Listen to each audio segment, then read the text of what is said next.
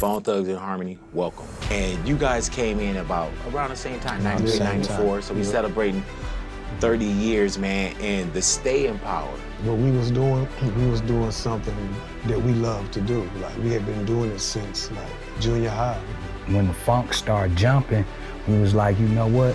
We need to get up on out of here, and we want to go sign with Eazy-E. We already knew you had to be real dope coming at it. You got Bizzy and Pac in the studio together, Silky Fine. How does that happen? It was a Bone session, Silky Fine, because we was all close. GBM, like all the artists, with Eazy-E artists, we all remained close. when Eazy-E and NWA came out with the Dope Man record, it was over. It was over. He was like, that's what we want to do. That's what we gonna sound like. Me and Fat Joe, we bouncing shit off the like, okay, what we gonna talk about?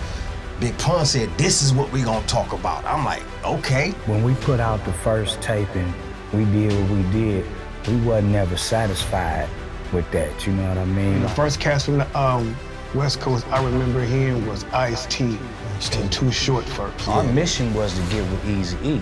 He had 187 Killer out and all that. He was going through with Dre, and our thing was, who would we rather be with? Y'all find out where Tone Loc lived. Yeah, his manager came out, he started talking to us, and like, we managed to get the manager's number. You know, he was telling us he was gonna take us to China, Japan, and he was like, yeah. So you saw something? I saw something. I saw the performances that was going on there at the Grand Slam when Prince had it and everything. We felt like family with Eazy. We felt protected. He kept us away from everybody. Every move he made for us, it was like we was together. He didn't let us move without each other.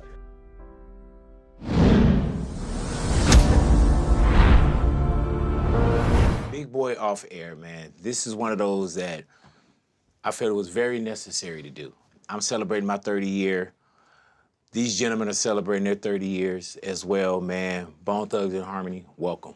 Thank you very much. Thanks Hey, for having man, us, Big Boy. this is crazy for me right now. And no pun intended crazy. But this is crazy, and the reason why I say it, man, is because I came into the radio game in 1994. Of course, you always want to do something, you know, and you guys came in about around the same time, 93, 94, so we celebrating 30 years, man, and the staying power of Bone Thugs and Harmony, bro.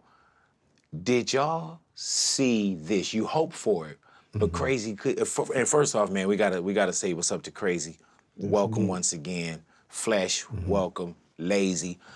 With Krayzie, man, did y'all know that what you were doing was going to have this kind of staying power and really rock with the world like it has? Man, not at all. Yeah. What we was doing something that we love to do. Like, we had been doing it since, like, junior high. We always been a fan of music, but when hip hop came, like, you know, like when we got hip to hip hop, it was just like, yo, that was our niche, you know, and like, we never knew, even when we got signed to Eazy, we didn't know that it would be like 30 years later, we'd be sitting with you talking about 30 years and still standing, you know? So it was like, we was doing it for the love, man. When we got into it, we just wanted to be heard. Like, we was from Cleveland. Nobody had ever really made it big in the music as far as hip hop from Cleveland. Like, we wanted to, so like we had a lot to say. Hey, man, being from Cleveland, and now people could throw names up from Cleveland. Yeah. I'm from the West Coast. I could always throw names up from the West Coast of like, we know, King T, Toddy T, Eazy-E, Mixmaster Spade. You know, we had them. But Cleveland, Ohio didn't have a lot of that in our so-called genre of hip hop. But being from Cleveland, Ohio, and not having that kind of hip hop presence that was presented to the world, did y'all feel like, how do we make it from here? Oh yeah, it was one of those brick road type of things, brick wall type of things, because, you know, we were doing it had a local tape, Faces of Death, that came out like 1993, and then, but it seemed like that was almost, not saying that was all, but it had to be more with respects of just being local, famous locally. Right, but you know, had a sometimes, vision. Flesh, we get caught up in being a local celebrity. You know what I'm saying?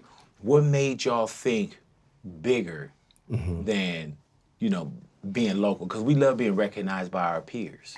I mean, when we put out the first tape and we did what we did, we wasn't never satisfied with that. You know what I mean? Like, I had a conversation with Krayzie Bone walking up 99th, and we had a tape out and everything. We was wondering what we was gonna do with our lives. And Cray told me, he was like, man, I ain't never doing nothing but music. You And know? how old are you around that time? 13. That's a very 14. bold statement. Yeah, because I was like, I might be a lawyer or something. So he was like, man, I ain't never doing nothing but music. And then it got to the point where we was heavy in the streets, and we knew we had to get out of there because we was locally known. Everybody knew we was on 99. You know what I'm saying? So when the funk started jumping, we was like, you know what? We need to get up on out of here, and we want to go sign with Eazy-E. Man, before we get to Easy, because that's a whole different, that's a whole different chapter of life, how things happen in your life, and it's like, those are real extreme hardcore turning points. You know, it's like you're going down this road, and sometimes you're wondering, man, like, what's this turning point? And then y'all just hook this right turn that put y'all into, you know, really on the world status. Early on, what was Bone's like influence? Because you can hear the harmony, you can hear the love for it, but now you guys have established something. When we hear something, we say, oh, they sound like Bone. You know, oh, that's a sloppy carbon copy of Bone. And we've seen it in the past too.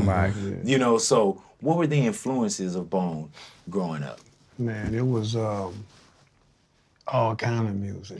From Definitely. R&B, Isley Brothers, Al Green, just, you know, like our parents were into music. Like, you know, their mom sang. My father used to sing. My father used to clean the house, playing oldies, singing. You know, and but then, like I say, when hip hop came, it was like we was like fans of the East Coast, because that's all we had. We was like, you know, the person that really started me rapping was LL Cool J, you know, because I started writing down his lyrics, and as I was writing down his lyrics, I figured out how to write a rap. I was like, oh, this how you do a rap. So I started writing my own, and I never stopped. You know, and like Big Daddy Kane influenced us, KRS-One, Biz Markie, all those cats. But then when the West Coast came, Ice-T kicked it off. You know, like, and that was different to us. Like I mean, the first cats from the West Coast I remember hearing was Ice-T and Too Short first. It was. And then when Eazy-E and NWA came out with the Dope Man record, Oh my God. it was over. It was over. We was like, that's what we want to do. That's what we gonna sound like. Because like we gravitated more to them because it was more our lifestyle than how we were living at the time, you know? And even though you were miles away from each other, y'all could find those similarities. Yeah, And definitely. what was going on in the music. All them similarities. LL Cool J for you as well? Or Yeah. because I saw you raise your hand real quick. LL, on I him. mean, I thought I was LL Cool J for a minute. You know what I'm was saying? LL. So That was Big Daddy Kane. Oh, Beastie Boys. Yes, you know indeed. what I mean? What was Heavy D? I was yeah, I in love used to with love Heavy Heavy D D too as too. well. And then of course the Beastie Boys, Eric B. and Rakim, we was, man, just crazy. So y'all had like a hip hop kind of like gumbo. Yeah, Like you just had the throw gumbo. everything into the pot kind of thing. Oh yeah, we were students of it, man. Like we knew everything about it. Like we knew who was who, what was what. We knew you wasn't supposed to bite. You We was wasn't on supposed to that. perpetrate. We Yeah, already at knew an it. early age. We already knew you had to be real dope coming at it. Ain't no biting.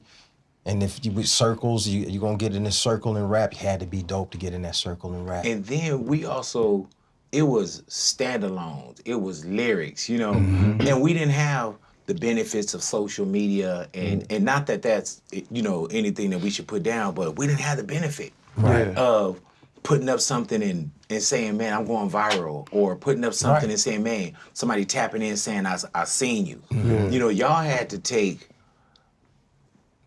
as teenagers, damn near, y'all had to take a bus ride, you know, as opposed to just tapping into what we can, you know, DM or somebody see and say, oh man, I saw these dudes, these kids from Cleveland, they are amazing. Yeah, you know, absolutely. so once y'all getting through Cleveland, who's in either Bone Enterprise or Bone Thugs and Harmony then? So first we was the Band-Aid Boys. Yeah. We was the Band-Aid Boys in Band-Aid junior Boys. high. And then And who's the Band-Aid Boys? it was Us three. Us and three. another dude. And Steve Beat, BD Rock, so BD Rock and Dog, D, and then we had Dog. So another- those were the names before and our Crazy Flesh, And we had another homie, Lazy Lazy Chill. Flesh, and Crazy. So Yeah. give me the names one more time. Steve Beat. Steve B. BD Rock. And Dog. And what? And Dog. Ant Dog. Yeah. And K, we can't forget K Can't Chill forget too. K Yeah, Chill. K Chill. Yeah, K Chill. He was with us. Our other All right, brothers. so how long is the Band-Aid Boys? So the about Band-Aid 2-3 Boys years. from 7th grade to middle 9th grade, yeah. because when we went to 9th grade, K Chill went to Glenville and we went to Lincoln West. So our thing continued, you know what I mean? So we was still the Band-Aid Boys all the way up, and then we changed our name, me and Cray changed our name to Niggas Beyond Compare. Remember, we used to get the khaki suits made, had Niggas Beyond Compare on the hats, and you know what I'm saying, doing talent shows and all that. So that was from like 9th grade to 11th grade. Yeah. And then in 11th grade, we became Bone Enterprise. So it was, Why Bone Enterprise? Why Bone? Like, go ahead, Cray, rock Beating it on out. niggas every day, brothers on No, moment but- of elimination. no, but they, yeah, Lay had went the away. acronyms. Yeah, I see. Lay had went away, you know, like, you know, because he got into some trouble. He got shipped off to Texas. So when he was down in Texas, you know, he had some homies down there, and they called themselves Bone Enterprise, and they all had Bone names. Lay was actually Bizzy Bone at first. Yeah. His name was Bizzy Bone at first. Like when he came with when he told me the idea, his name was Bizzy Bone. And then he was like, we should use this name, and we should all have Bone names. And I immediately said, I'm gonna be Krayzie Bone. And I never forget it, because Cray was sitting on the top of, I had just came home because my grandfather passed. I wasn't supposed to be in Cleveland, but I was allowed to come back from Texas. Let me bag up though, because my friend Alzie Roundtree was from Inglewood, and I was from Cleveland, so we went to this school called Trinity in Euless, Texas. You know what I'm saying? My uncle worked at American Airlines. I had went to jail for selling dope. I was 14 years old. So my uncle came and got me out of that situation and took me there, and that's what changed my life. I met Al. We was already rapping and sharing raps and doing that, all that, but when I met Al, he was on the Bone Enterprise tip. So when he seen me, he was like, and he couldn't rap. Right. You know what I mean? So I took the whole thing, like, and he was Wishbone. You know what I mean? And I was Bizzy Bone. So I got to come home. My first thing I needed to do, you know, 'cause I come home, my brother at home. That's my mama's son. But my thing was, where the fuck is Ant? Cause, you know what I mean, that's my sensei in this rap stuff, you know what I mean? So when I come to Cray, we sitting on sorry about that. We sitting on on our bunk beds, Flesh at work. We waiting for him to get home. And I'm like, Cray, if you had a Bone name, what would you be? He like, nigga, I'm crazy. Krayzie Bone. I was like, oh, so, well, I'm gonna be Layzie, cause Layzie rhyme with crazy, you know what I'm saying? So you Like, ditched Bizzy Bone. yeah. So when you had Bizzy Bone, did you name yourself Bizzy Bone? Well, I was Bizzy first. Right. And then with Al, I became Bizzy Bone. Bone. And then Bone was like, when me and Craig talked about it, we was like, Bone should be our last name. You know what I mean? So Bone became our, like, we Stephen and Stanley House, and that's Anthony Henderson. So instead of them last names, Bone was the last name, and we came up with these acronyms of all what Bone meant. Brewed out niggas every day, budded out niggas every day, brothers on normal elimination, and They said beating on beating on every day. niggas every day. You know what I'm saying? So, yeah, and that was like 11th grade when I got home. You know, so, and all that time from 7th grade to 11th grade, that was really when we was developing. on the block with the barrels singing Motown, you know what I mean? When it's cold outside, you know what I'm saying? So the yeah. fifth of wine in the hand with, you know, warming yourself up at the So y'all was burning like, barrel. almost, you know, you see them I was saying, like real. by the trash can, like Really doo-wop. And we got gonged. One of the last instances before we left home, we had this doo-wop song called Smoking Hydro, straight up doo-wop song. And we had this talent show, a little gong show. We get gonged in there. We get into like we didn't even get halfway through that. As soon as we started doo-wopping, man, it was like 5, 6, 7, 10 seconds later, man, gong and shit out. Chinese shit They up was like, get that, no, they was like, get that Oriental sound and shit out of here. Like, get that Oriental shit out. Hey, man, we was hot. Man, do y'all remember what y'all did? did at that talent show? We did. So our homie Stuffy wasn't having it. We wasn't having it. We was like, oh man, we can't believe it because we, you know, our shit dope. No, the song we done. I think what we did was the Ouija, bro. No, I was smoking hydro, bro. Oh, it sure was. Smoking hydro. We had it down, too. Feeling fine, slow sipping on wine, yeah, ghetto wine. Motherfucker gonged us about right there. Get y'all got gone. So we kind of like they weren't ready for it. They weren't ready for it. So the homie too early. So the homie kicked it off. The dude that gonged us ended up getting mopped up. Like the homie One Stuffy. of them acronyms got him. One of the acronyms. on One of them acronyms, and the homie Stuffy put hands and feet all over him. And Stuffy never rapped and either. stumped him out. He's one of our homies. Loved us to death. Used to, you know, big us up, one of the first believers that knew we was getting ready to do something. Like, and he was like, him and his family, his brother, you know, was his brother Boo that passed away is one of the guys that we commemorate through the song Crossroads. But around that time, it was a real dangerous area. It was a dangerous time, and the homies started getting picked off left and right. We was nervous about that, and something had to happen. And it seems like the little talent show thing wasn't taking us too far. We had missed another situation with the homie Ice Cube. At an Ice Cube situation, and then it was what's the dude that ended up getting signed? MC Brains. MC Brains. We had another talent contest. Brains, he got signed with Big. So we was at that. We did that talent show with him. Hoochie coochie, Yeah, la la. Yup. So So he came out of Ohio with that, but we were still involved with that and performing at the same one. But MC Brains ended up taking the shit home. So we like, how the fuck we gonna get on now? It's either gonna have to be this is my thinking. It's gonna either have to be New York or California. So what brought y'all to California? Flash. Definitely. You wanna talk about it? Yeah. We had an incident where I got kind of like cracked with a little sack, right? Went to jail. The homies was on pilling out on St. Clair, got rear-ended, car totally complete smashed. So they laying in the car, back of the car flattened, and fire trucks pulling up and all that, ambulance pulling up, and me and Bizzy run over to the car, and I grabbed some dope from him. And instead of running off with the dope, I stayed there and I was chilling. And then ended up getting cracked. The fireman pointed to the cop, said, "Get him, go get him. This shit is crazy. Go get him." And so I break off running and everything, hit a dead end, hit one of the alleys that had a fence with barbed wires at the top, so I was cracked. Next day, they bombed me out. Then I had a warrant because I didn't go to court. And then I was talking with my mom in back of Auntie Linda's house at Cray's house. And my mom was telling me, well, with all the stuff that we got going on, I had homies in California that was balling. So I was on break from school, college basketball and all that. And it was going real well, you know, smashing, hoping to go big on the sports too as well. But I ended up, my mom convinced me to go ahead and go to California and get the hell out of Dodge. And that's what happened. I went by myself and went and stayed with some homie that was playing college ball out here.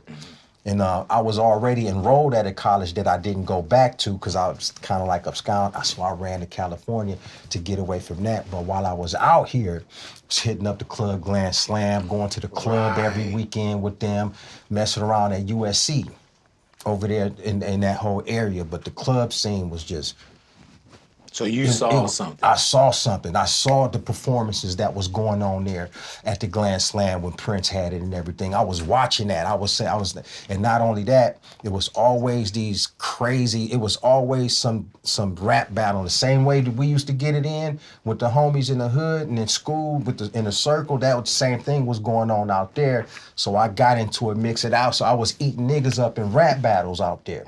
And it got so good, I just, and it wasn't even about the light bulb going off. Got on the phone, there was one payphone out there. I called them on the block, payphone to payphone, like where Lay at, where Cray, where at, where Steve at. So homies on the block selling dope. So we on let me get in some of this. Look, man, so we on 99th, me and Cray chilling on the porch, right? They running down the street, hey man, your brother on the phone. Like, so, you know, the payphone all the way at the corner of 102nd, though. So we get down there, like, I get on the phone with my brother. He tell me, he like, man, I just rapped from this nigga from Menace to Society.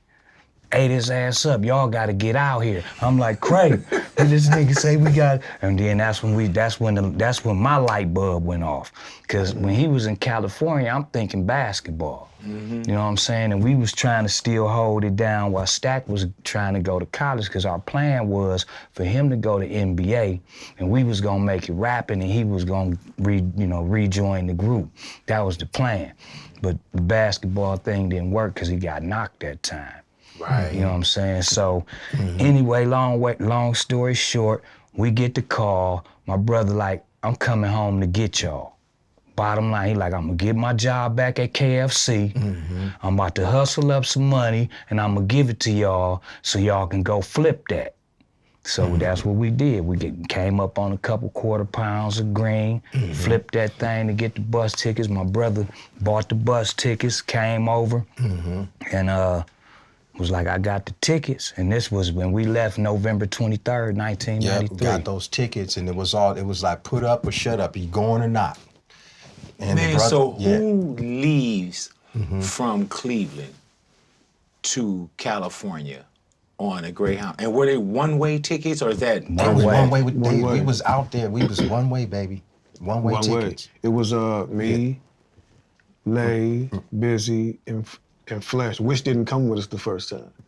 He didn't, you know, he had some family things he was dealing with, you know, like, so he didn't come with us. So we came out here, and we was just out here. The whole time I'm thinking like, man, don't y'all know the Crips and Bloods out here? Man? Right. We didn't have where we gonna live at? He wearing red, I'm wearing blue. Y'all came out without a proper place to lay your head. Nothing. We was just no guessing. real family out here that could put up a group aspiring to be rappers. No. Y'all just left. Just left. How does Bizzy get into Bone Thugs and Harmony? Because at one point, Layzie, you're Bizzy Bone. How does Bizzy, and what's the order? So, brothers? Yeah, brothers, of course. And of course, you can't take away the fact that the brothers from another mother, right? Yeah. So my mom also, we best friends. Come to find out, our parents know each other from school. When they meet each other, they tripping like, what, your son, my son, best friend, that's who, Pam House, at you? They was tripping. Same thing with Bizzy's father. Lived on the same street with my mom, but they knew each other. His dad my mom ended up with him, brought him home one day. When I come home from school, it's like Goldilocks type situation. I come home from school, I'm tired as hell. I go in there, the nigga Bizzy Bone in my bed with about he got on 5 shirts and 3 pairs of pants, sleeping like Goldilocks in my bed. And I come home and I'm bitching to my mom like, yo, mom, who is this? Who got on my favorite shirt? I was tripping. But before that happened though, cause me and my brother, we was both working at Kentucky Fried Chicken. So my brother had got me a job cause he was a manager. You know what I'm saying? So I'm coming home every night late, and I knew this little boy, my mother described him as a little boy. She like, you got to hear this little boy sing. I got to hear him. So one day I come home, he left a rap on the pillow. You know what I mean? And handwritten rap. It said, I'm the yellow mellow fellow in the house, y'all. Without a doubt, y'all. We getting roof with the 8-ball. And I was like, this nigga dope. So when my mother finally brought him over, I already was digging the rap. Cause he was talking about 8-ball and like what we was on, NWA shit. You know what I'm saying? So, but he sung. So when he sung this one song, had niggas all in the living room crying and like, this nigga can sing. Like sang. So from that day forward, everywhere I went, Bizzy went. You know what I'm saying? But he was still MC Mello. You know what I'm saying? So when I brought him over Cray house one day, cause I took him to meet Cray. We caught the bus. Cray was living on 152nd in St. Clair at the time, or wherever that was, 40-something or something. Yeah. I took him over there, and him and Cray hit it off. You know what I'm saying? And Bizzy didn't come home with me. Mind you, Bizzy only 12, 13, 11, 12 This years nigga old. stayed at my house for like 2-3 weeks. Yeah, his My mom father was like- tripping. Like, where you take My my mom was boy like, to? my mom was like, how old is that little boy? He ain't got no parents? And I'm like, he kicking it. I guess he can hang out and kick it. You know what So I'm were saying? y'all building then? Did you Yeah, know, or oh, he yeah, just needed yeah. a place to stay too? Yeah, I mean, at the time he wasn't happy at his home, like a lot of us wasn't. Right. You know, like we had stuff going on at the house that we didn't, you know what I'm saying, like that we didn't like what was going on, but we wasn't old enough to have no authority there. You know what I'm saying? We had to, we had to deal with it. But like, you know, like so, like we could often like I would go to their house and stay for weeks. You know what I'm saying? Like, It was like y'all found each other. Yeah, so our parents' house is where we really honed our skills. Like first, 7th, 8th grade, we had house parties every weekend. Every weekend, Me and that's Cray crazy. had house parties, made up steps on Friday. You know what I'm saying? So we went from the house parties from my mother's house to Wishbone's mama house, Sweet No, on Strathmore. And then from Strathmore, we went to 99th with Cray mother. You know what I'm saying? So all our stuff was honed in school, in the school hallways and at our mother's house. That's where we practiced at. That's where we did our thing at. So take me where now you guys say, you know what, I got these bus tickets. And it's not like you coming out here going to a label. Had y'all met anyone? Like, Nobody. So, you know, the homies that I had that was balling, they was in their own thing. And then it was one of the homies, Don, rest in peace, Don, and his girl Dina, let us kind of let us in their living room, and like, and, you know, she was like, you know, was sleeping on the floor. They, you know, we waking up, you know, couldn't be sleep all day. Get your ass up and let's do something. They liked us so much they let us stay with them. They believed in what we was got. But going you on weren't in coming the out middle when of you get a gangbang land. one-way bus ticket. You were not coming out on the promise of, all we got to do is get there. We already set up this meeting with such and such. You know, we can walk right into this door. You're coming to pretty much the capital of entertainment, the land of dreams. Absolutely. With no connection. We was dreaming big. We came out here, we sold that weed, man. We bought, Flesh bought the bus tickets. We had food stamps in our pocket, you know what I mean? And me personally, I didn't even realize what we was doing. I was so naive that when we got to Vegas, it all kicked in like, where we gonna go? Like that reality. Yeah, I'm like, and I'm thinking like, cause y'all, the riots had just happened. That was big news, you know what I mean? Boys in the Hood, we seen that. So I'm thinking we getting off the bus with bullets flying.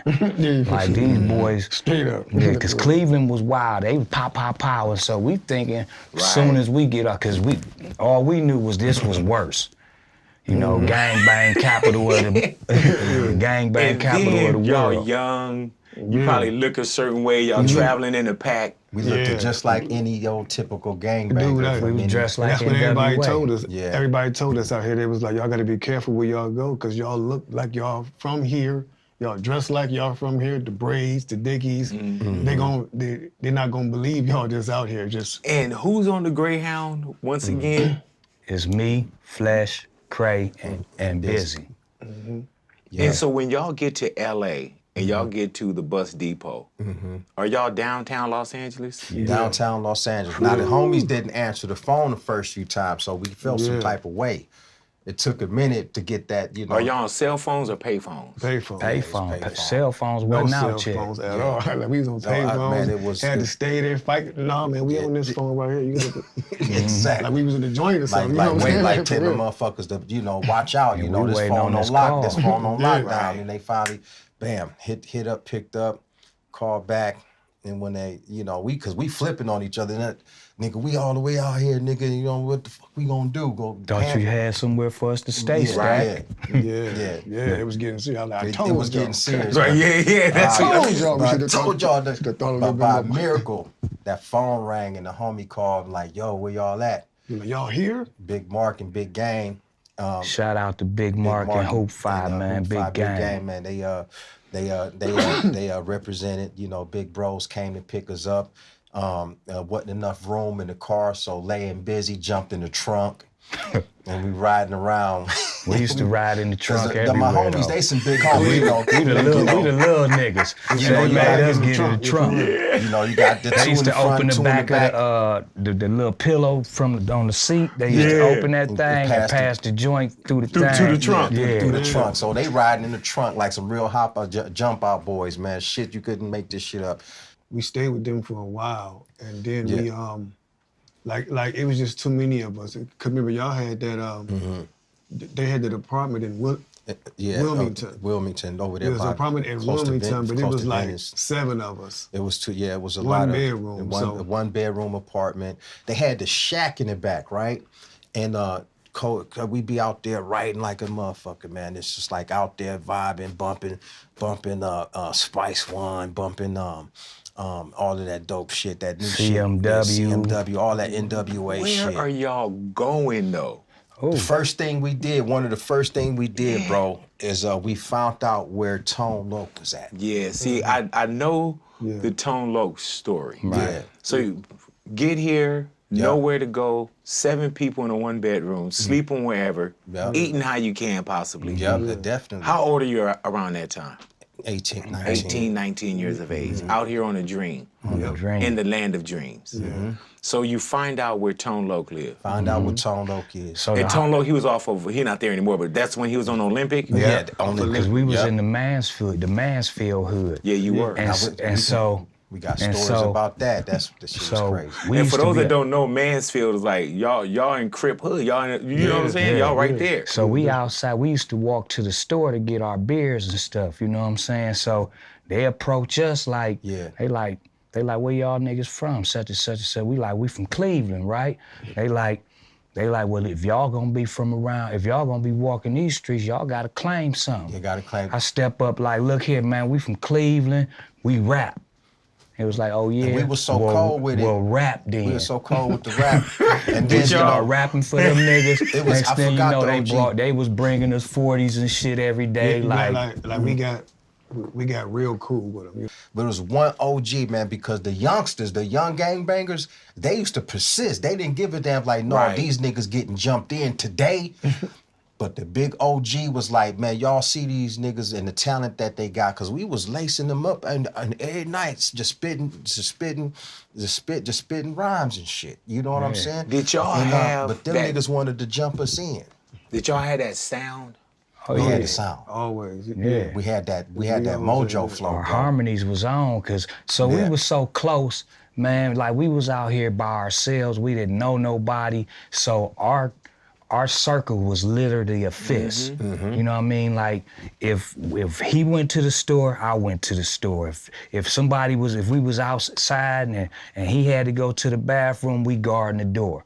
You know what I'm saying? Like we was so close back then, man. Like, well, we still close, but all we had was us. We ain't had children and all these different things, you know what I'm saying? So, yeah, and then homeboy Smooth was like, I know where Tone Loc live. He was like, yeah. So he had was like, parties every weekend. He was like, oh, do we now? and he took us over Tone Loc house at 10 in the morning. It was super They probably was just waking up. We knocking on the nigga door uninvited.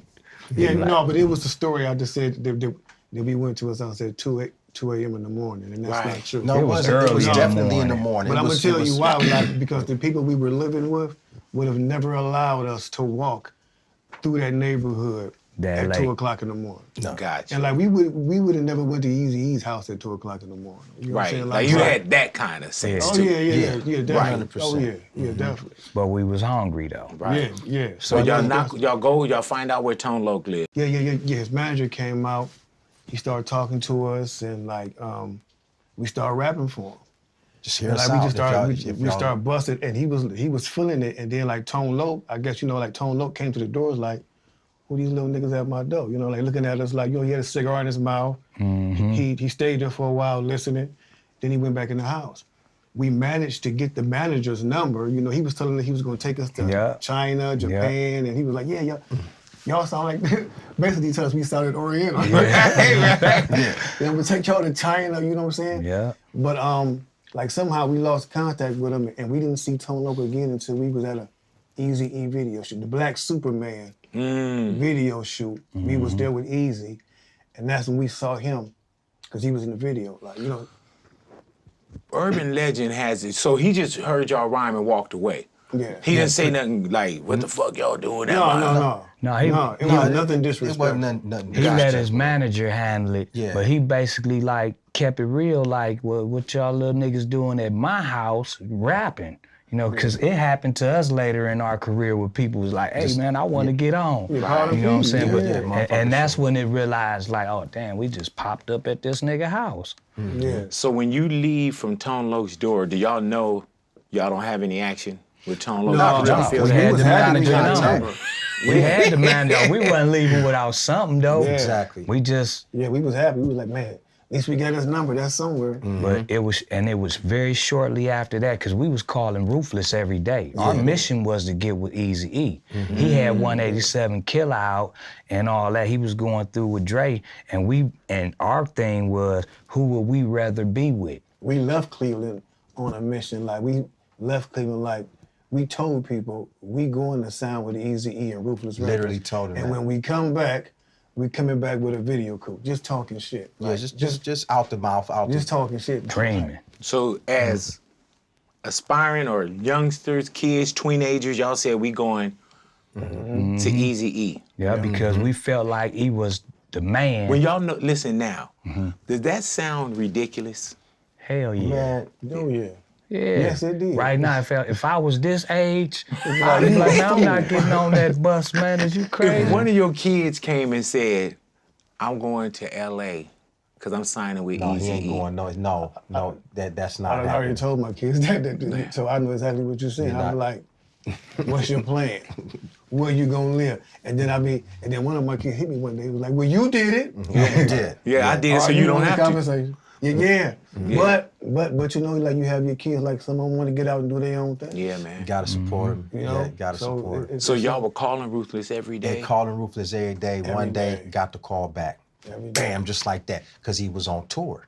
Him and Dre, Yella, Dre Lil still. BG Knockout, they was on tour. You know, they was all over. Then we caught him one weekend, and when they was back at home taking a break, and he was telling us, "Yo, I'm getting ready to be back." No, first we all spit raps.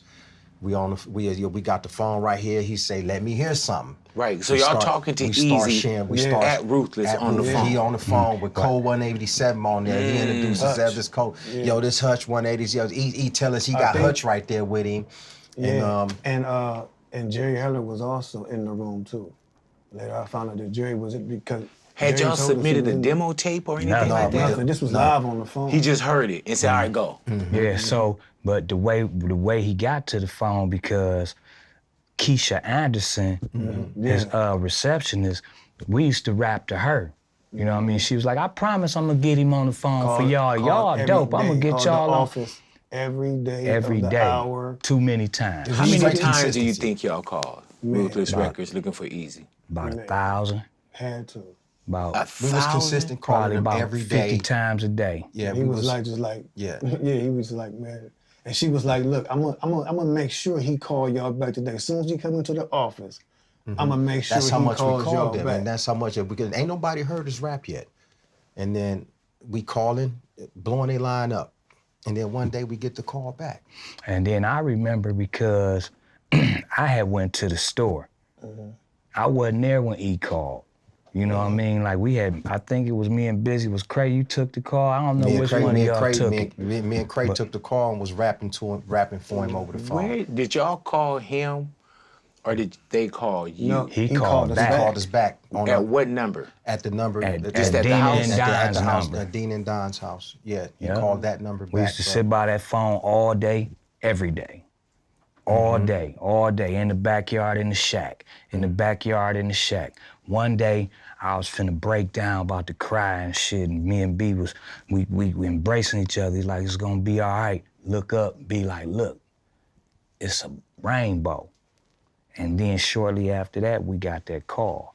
And he was like, you know, I'm going to Cleveland. I'll be in Cleveland. Can y'all get back to Cleveland? During the show, y'all want to perform, so we taking that to heart and taking it serious. You on our stomping ground. He's on tour saying, I'm going to be there such and such date. So we made it a mission after talking to E to do the show with him, to open up the show with him. We get bus tickets back. We didn't have no money for the bus tickets back, so we started calling our family, giving them the sob story, like, we out here stuck. Right. Now we coming back for easy. Yeah. We starving. Yeah, you know, like, so we managed to get but and the people we were staying with, they helped us pay for the tickets as well. Yeah. But the trip back was nothing like the trip coming, because the trip coming, we had like a couple dollars to eat. This trip going back, we had no money. Starving. How long is that bus And we ride? had to break it. It was like 3 days. We had to break it down, like me and Flesh rode with each other. Yeah. This nigga that's stealing apple pies out the out the Yeah. gap. We had to steal everything we ate. Yeah. Yeah, And this one couple, this one young couple, I bet they trip off us like to this day, because this one couple, they saw us standing outside. And they came outside and they was like, every time we stop, we don't never see y'all go get nothing to eat. Here's $10. And we was and we gave them the Faces of Death tape. So I know they probably like, that's them little dudes we saw on the Greyhound bus. Yep. Starving, like for real. And you said every time the bus stopped, y'all had to steal. We had to steal. We had to steal and ask. I wouldn't say begging or panhandling. It is what it is. Right. We did what we had to do. Yeah, man. Sometimes we'll go up in there, and when we didn't get what we was asking for, we stole. Yeah. Straight the fuck up. Okay, You know what I'm saying? We had to do that. Sometimes they'd give us a little whatever that they're throwing away at the end of the night. Sometimes they didn't. Sometimes them 5-finger discounts came in real handy, and but it wasn't always enough to Right. that you still felt it. You know what I'm saying? So y'all already take the bus trip out to LA, and now to meet Easy, then he say, "Oh, just meet me at y'all living room." Yeah. Right. Meet me at your How long were y'all in LA? Like 3 months. Okay, 3 months. 3 months. Called Ruthless 1,000 times. But we wasn't. Well, not even 3. We wasn't in LA the whole time. We had was in moved to Visalia. Visalia. Cause we had got somehow we got an apartment hookup out there. Yeah, We moved to Visalia, man, got on welfare and everything out there. Yeah. We was we got on welfare because the North Ridge earthquake happened. Yeah. We from Cleveland. We had tornadoes. Right. You know what I'm saying? Like the ground that shook. Northridge And earthquake that's when, shook us to our core. that's when we found out, you can get that free money with that. I forgot what they called that. Yeah, some kind of relief Yeah, kind of some shit. relief. It was relief. Yeah, y'all like, man, we getting this. Something. Y'all like, we spooked. It was it was available. We got it. Shit, our stomach was already on our back, so we had to do something. We was in Visalia robbing the pizza man. we was dirty. in Visalia for a good 2 months of those 3, because we was out there for a minute. Yeah. And then we was out there like, bro, what is we out here for? We are not in LA. It ain't nothing out here. Like we was out there about to get jobs. He's about to let some dude talk us into cutting our braids. I'm like, nigga, I just grew my braids. I'm not about to cut my. I don't want no job. I come out here to get on and rapping. You know what I'm saying? So we decided to come back to LA, and that's when Easy called us back. That's when we had got Easy's number from somebody we was working with in Cleveland. Actually called and gave us the number. Yeah, and we just kept calling him until he called us back. And then we was like, okay, now we got to get back to Cleveland now. So you guys struggled to get back to Cleveland. Struggled to get back there, to get on that stage, and had the hookups, your Dago. Easy, he had a show. And in our No, he had a show at Levert's nightclub in Cleveland. It was Levert's nightclub in Cleveland. He had the show, and we had to hook up. The dude told us, if y'all make it back, I can get y'all an opening spot on there. So we was determined to get back. Whether we had to like hitchhike, we was getting back. Had y'all did a lot of performing beforehand? Yeah, we won In every Cleveland. talent show in Cleveland. Okay, so y'all knew y'all were locked tight. Y'all believed in the material. Yep. They just had to see it. They knew us in Cleveland. Like our local tape blew us out. I'm saying they as in like Easy in the yeah. world. Like Oh, y'all yeah, already knew. Now, Like, mind you, when we opening up for E never saw us performing on stage, and that made us. We were salty about that. You know, and y'all don't know at that time either because y'all headline pretty much every damn show. And you don't get there sometimes early enough. you're not Exactly. gonna say. You know what? So it's not He- disrespectful, it's just No, he was doing, he probably getting ready. You know what I mean? We on, it's still damn near daytime. right. Are y'all naive enough to like, is Easy here yet? Is Easy here? Yeah, What? Yeah, we We naive watching the in them door. We motherfuckers. watching the door like the whole time, the backstage door, watching it. Just They like, y'all gotta go on. We salty. We do our show, and then but we still want to see Eazy-E do his show though. We fans. You know what I mean? So I'm tapping niggas. We watch him do the show. I'm like, when soon as he go off stage, we getting backstage. So we bust backstage. We get As back soon as there. we get back there, I see Yellow Boy start rapping. He peek his head out the door. He like, hey man, y'all them niggas that was on the phone, right? and bam, just like that. Come on in. here, bam. But look though, me and Bizzy didn't get in. They cut us off. These niggas get in there. They cut me and Bizzy out there stressing. Be like, man, what you think they doing? What you think they doing? Yeah, I they say, signing bro, without us. I say, bro, hopefully they talking to Easy. Hopefully. And we was. I These was dudes in- come through I the was door, in- I bust was through the door. in- They like, yo, I was in E we ear. got the number. I was He like, gave yo, us his E. number. We finna go to the hotel. We was like, what? And to the we hotel? needed a ride. Like, We didn't even have a ride to the hotel. like E, Didn't ready even have to a do ride. We this. was like, wait a minute. How we ready gonna to get do this? this? We on the work right now. And it was cold as hell too. It like was cold. snowing. It was cold. We found the cold. little nigga Body, our nigga from St. Clair. I remember Body Yeah, had we on the ride. dope Niggas think little on the ride wrong too. side of that. Man, We so like, we going to meet Easy-E. This is the crazy shit. This nigga got get on the phone, get his mom to introduce his mom. He ended up cussing his mom out on the phone. We don't know what this nigga was so groupie, acting like a groupie. The shit was the funniest shit. One His of our mom, homies. One of when he our put his homies. mom on the phone. This nigga told he could bring some girls. Oh yeah. This nigga calls his girlfriend. He get to talking crazy to the nigga girlfriend. I'm like, bro, why'd you do that? You talking about Easy-E we speaking of? Yeah. Whoa. Cause he knew this nigga was groupied out. He was grouped the I ain't, fuck you out. know, naive. He knew what time it was, so he like, I could do this, I could do that. He like, oh yeah, call him, call her. Nigga call her. He like, yeah, this is Easy-E. Look. He was like, what's up, bitch? This Easy motherfucker E. Yeah, it's like I said, yeah. We like, Never do that oh, again. Yeah. Never do it again. Never do that again. Called him like bitch, and then told her, bitch, I don't give a fuck, bitch. And I'm like, oh shit, that shit was hard.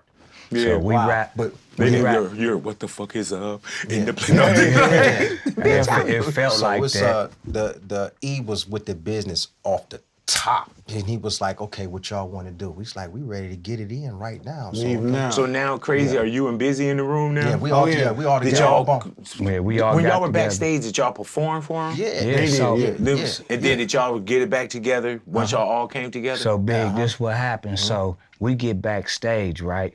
I'm rapping in the hallway. When I see Yella, E bring us in. Now that's 30 other artists in there Trying entertaining. to get on. They beating on tables and shit, trying to. Man, we shut them niggas Shut 'em down. down real He good. was like, okay, meet me at the hotel. Boom. Yeah. He was like, invite y'all, us to when his- y'all want to leave, we at the hotel like the night over with. He like, when y'all want to leave, we like right now, We ain't nigga. got no Say, okay. luggage. We ready like to go. leave, And guess like what? out, like check out that- of state. and check this out though. He said, y'all, how y'all want to get there? Our dumb asses, instead of saying get us on a plane. See, I wasn't saying no plane. Yeah, No, we wasn't guess what flying we back said. Guess then. how we said we wanted to get there. Greyhound. Oh, you know, we'll get on a Greyhound and everything. We could have easily got there in a few hours by getting on that plane. Our dumb asses decided to say, yo, E, just pay for our bus tickets And he paid for our bus tickets, another 3.5 day trip back out there. Shit was crazy. But this trip was lovely though. Right. This trip, We had a couple dollars. we like Easy E paid for this trip. But y'all. don't forget how he made us sweat though. He made us sweat though because he had to go to Detroit and all these shows. Oh, so y'all going to tour, finish out these shows with him? We went back and we went to our old faithful house, Miss King's house, and she was the only one. Miss King and Vicky had the phone, and we had to wait by that phone until E called. I remember Vicky was telling me, Easy, he ain't gonna call. Yeah, for real. That nigga, she answered the phone about 5 days later though. Yeah. And E called. And she like, it's Easy, he on the phone. We all in that bitch like we hit the lotto, nigga. Back flipping in the house. It was a lotto. And then we got the tickets and we was coming back. And I remember we was caked up, we was good, it was a good trip. And then we got there, we got off the bus. Mexican man picked us up, took us straight to our little bags. We got plastic bags and shit, luggage and all this shit. Plastic bags. And he was doing, it's the end of the world, still niggas ain't got no shit. He was doing that video, and that's what we walked into. Yeah. A live video, cocaine, all these niggas out there like and after shaky. What does that feel like? It was great. With your trash bags, walking into and something that you've never seen before. It was like what you call it. It was a real rags to riches type story. It was like a overnight success. A long night though, huh? A long night. Yeah, we felt like we made it right there. And then when it's like when we crossed over like that, no pun intended, whatever the case. But when we crossed over, it was words can't describe that. We went from one situation just like that, for me putting us on that bus, and then we did exactly what we were saying. Where we gonna come back with a film crew. We literally came back not with just only a film crew. We brought all the Compton. We brought BG Knockout, Gangsta Drace, the Easy E, the film crew, Black Hole of Watts. Black Hole of Watts. We brought LA to Cleveland. He had about he probably paid for like 50 people to come from LA to be a part of our video. And what video is that? Thugs Members Bone, baby. The hood was the on one fire. You premiered for us. That was like, that Thuggish Ruggish Bone, for one, that was a sound that you wasn't like, oh man, I've heard this before. I've heard, and being in LA, I don't even remember if I heard any like bubbling of something that was going on. Maybe I did, maybe I didn't. But when that Thuggish Ruggish popped, when it came on, soon as you heard it, it was something you never heard before. Here's another cold twist, man. So we casting, we making cast calls and everything, and we needed 2 cops to play cop roles in our video. We ended up getting real cops to play the role to chase us in the video. Go watch that video. The same cop that's chasing me and Wish in that video. No, that's me. And me and Craig, that's the same cop that's running chasing us is the same cop that when I got that dope from the guys in the car. Used to harass us all the time. And I ran off. He's the same cop that knocked me that night. And he's in the video. The video. He was like, man, I'm glad he said the reason I'm doing this, man, is because I'm glad to see y'all brothers made something of yourselves. I got tired of chasing y'all. I got tired of chasing y'all. Like, for real. This was, Trey, you can't make Straight it up. up. Can't make it up, bro. Straight up. Hey, bro, if you were to write that as a movie, a lot of this, you'd be like, oh man, it was cool until it got to that part. I believe it was so real until it got to that part. But isn't that crazy how God, the universe, whatever you want to say, how it works, that this dude was chasing you in real life. In real life. Took you off the streets. And now this dude is at the video with a part that you guys gave to him. Exactly. Did y'all know with Thuggish Ruggish, did y'all know that y'all had something? Oh yeah. Oh yeah. Real deal. Yeah. What was the process of recording that? Was that built up once y'all got with Easy? Or did y'all have Thuggish Ruggish already? I mean, we had the rhythm to it. We had like, and when you listen, like we had the rhythm to it, you know, and we hum most of that stuff to DJ Unique. Yeah, like, sitting there to, like we used to hum our, like this how we wanted to sound. Yeah. And he would bring it right back to us exactly how we wanted it to sound. Like, yo, bro, this dude. Because y'all weren't producers. No. So you would sit down and you knew what you wanted. Absolutely. And sometimes it's hard to tell somebody, no, this, but Unique had it. Unique knew off the rip. Unique. He took us to a couple of people. Kenny McLeod was Yeah. real good with playing and everything because it was Tony Kenny C. McLeod that was playing the bass line. So when we hummed that bass line to him like that, he had that shit right on. As we humming it, bam, he hitting it on the key. Yeah, definitely. Yeah. What was it like when you guys saw Eazy in the studio and y'all were like, man, we're doing a record Tripping. with Eazy-E? Shit, before we got to the studio, we rode to the studio in the 500 Benz. Never been in no Benz before, not me. You know what I mean? So I'm looking to the side up like, this Eazy motherfucker, Yeah, you know, nigga, we tripping, going man. to the studio? We tripped like that. Man, I would say we used to trip like that, like all the way up until he passed away. Like we was just like, bro, like we can't believe, like even after the first EP came out, we was like, bro, I think it was about a good 2 we with years. Eazy-E right now. You know what I'm saying? Like he tripping. he was messing with us real hard. His last 2 years of his life, we considered him the 6th ball member. Right. Remember he had Straight the up. braids and all that at the end, you know what I'm saying? he was E-Bone, man. Even though he was still working on getting his NWA brothers back together, which he used to talk shit to us about how his crew, his group was doper than our group.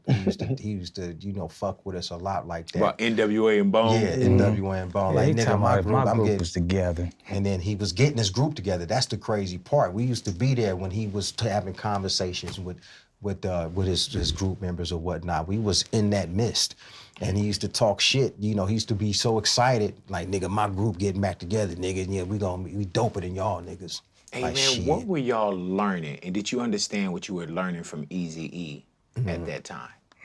Because you got to remember, like, shortly after he passed, we came out with Mo Thug Records. You know what I mean? But we had Mo Thug. We always had more thugs we were surrounded by talent from doing all the talent shows. So we had more thugs, Mo Thugs, and you know what I mean? So, but learning from Eazy-E, what it was we was watching him. We was going to an office every day. We would have to sit outside the office while he go in and work. So we knew that's when we start seeing business. You know what I mean? Eazy-E flew like 30 niggas out from Cleveland to do our records. I mean, the Mo Thug records, like he was investing in that. We ain't had no money yet. You know what I'm saying? So that's what we was learning. How to be punctual, how to be on time. Cause he would be like, How to run a record label. he wanna leave you. If you ain't ready when he pull up, that nigga leave you. You know what I'm saying? So we had to be on time. We had to be on our square because he was about business. He was taking our pictures he took the creeping on the come up photos. Yep. He was like, yeah, you know what I mean? Everything, like he was his vision. That's what we learned. Like you got to have vision. He taught us how to have a vision because we start putting other niggas on quick. But you guys Right off see the gate. that, like, y'all had some of probably the most intimate moments with him. You know, it's different when we see a video, but you guys get a chance to see what his hair look like when he get in the morning. You know, him just on the phone, doing business, eating cereal, whatever it is, man. We didn't get a lot of those looks. So that's way more personal as opposed to, oh, he runs a label. You know what I'm saying? That was someone that came and got you guys by design because he wanted to. And he saw something. And not cha-ching, but he knew to invest in these young brothers. And what y'all done since then has changed the world. And it's crazy because you were sitting here saying, like, damn, I'm with Eazy-E. And you have those moments, right? Yeah. I'm 30 years in my professional career. You guys are 30 years in your professional career, right? Yep. I'm sitting here right now and I'm saying, dude, this is Bone Thugs and Harmony. And I still trip off that shit. That I'm sitting here and looking at y'all and how many people would want to be in this room. Okay. And I'm tripping like, dude, this is motherfucking Bone Thugs and Harmony. Right. I spent money. I could have got shit for free. I spent money. Right. I spent time. Support. I saw a movement that from the early years to what y'all doing today, 30 years later, we don't see this. We don't see people with a fan base like y'all have. We don't see diehards. We don't see people with tattoos, and you know what I'm saying? This is like, in the same way I asked Cube, the movies, the songs, this, if all that was deleted, what would we miss? If all Bone Thugs, everything under Bone Thugs umbrella, if that was deleted, what would we be robbed of? That's just the sound. Yeah, the sound. The sound. Definitely. You know, alone. Twister, he was getting it. You know what I'm saying? It wasn't quite our style because he was straight through, but we did different pockets and things like that. You know what I mean? But then, to go back to our influences, you had groups like Fush Nickens. That one dude was Chip Food. and then you had like Das Effects. You know what I mean? So we was chewing off different things too, growing with the game. But the thing was, our thing was, whoever could put the most syllables and words in a line is the dopest that day. You know what I mean? And then Craig came with the nigga that once again, the nigga that pick up the pin and they try to get it. And we was looking at this nigga like, oh, we gotta come after that. And that, Was it competition with recording too? Friendly competition? Like somebody laid down a verse, you're like, oh, okay, I see what Oh we're yeah, going we with was this. always better lighting the step your fire game button. up, nigga. We always lighting the fire button. And that's within the group. That's not even checking billboards and all that kind of, that's in the group. Yeah, that's in it. And when it comes to each other though, that's one thing we always did. It's like, you gotta come with it. If I go in there, flash, if Craig go in there, whatever that you don't, then you hear what Lay just dropped. Okay, goddamn, let me get my shit and go. Did you hear what B just dropped? Oh shit, nigga, yeah, you gotta step your game up. What does Ruthless Within Records Bone. mean to y'all? man, Ruthless Records That was our first professional home. It was our first home, our first situation major, having been through mostly, you know, from the Interscopes to the Relativity and the Def Jam. Right. Ruthless Records kicked it off for us, so that's home. Did it feel different than any other business deal after Ruthless? It felt like a business deal. You know what I'm saying? Like, we don't know them people. We knew Eazy-E. Right. You know what I'm saying? Like, we told Eazy-E, man, we heard the rumors, but don't fuck us, E. You know what I'm saying? So we had a bond with him. I could tell you a quick story right quick. So he was like, I ain't fucking nobody. I'm paying niggas. Such and such and such showed me an $85,000 check. You know what I'm saying? Like, I pay niggas. Y'all don't got nothing to worry about. I'm gonna make y'all bigger than we were. So that's one of the things too, because when I used to hang out with E, and I wondered about whether to share that or not. Like, this dude, he pulled out a big ass photo album, and then that photo album was like maybe $3, $4, $5 million worth of checks. I'm like, why? Okay, I couldn't believe it and he's showing it to me. He pulled it up under the seat, bam, sat it in my lap, and he said, check that, like, y'all niggas think I'm fucking them. Look at this. And he's showing me checks and all them niggas that was tripping on him that time. He's showing me like all they had to do is just wait a couple of more months or whatever the case may be. Wasn't fucking nobody. He had the fucking money right there to prove it. So to answer your question, it was like, we felt like family with E. We felt protected. He kept us away from everybody. Every move he made for us, it was like we was together. He didn't let us move without each other. You know what I'm saying? So Eazy-E was much different because when we got to where we go next, Interscope, Koch, wherever we went, it was like it's time to learn these contracts because it wasn't no trust there. You know what I'm saying? So that was the whole difference. Ruthless for me was a family because everybody we met there, from GBM to Black Hole to Watch to Shaky to Even Stefan was tripping with luggage. when Black Eyed Peas used to be at band. Clan. At band. We all met up at that office up in Woodland Hills. You know what I mean? One big ass crew, Cocaine. Yeah. All of them. Hutch and them, everybody embraced us, man. You know what I mean? It wasn't like no niggas wasn't mad.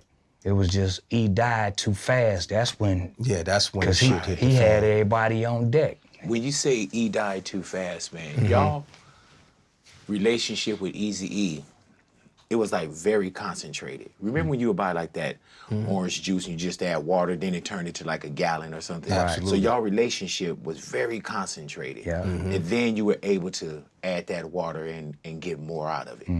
But y'all were with Eazy, day-to-day, business, friend, buddy, whatever is under the umbrella as well.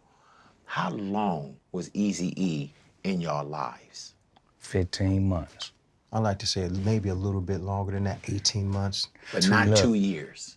It wasn't 2 years, so. From 93 to end of 93, because that's when we, it was the New Year's that already kicked in, so it was 94, and he passed in what, 95?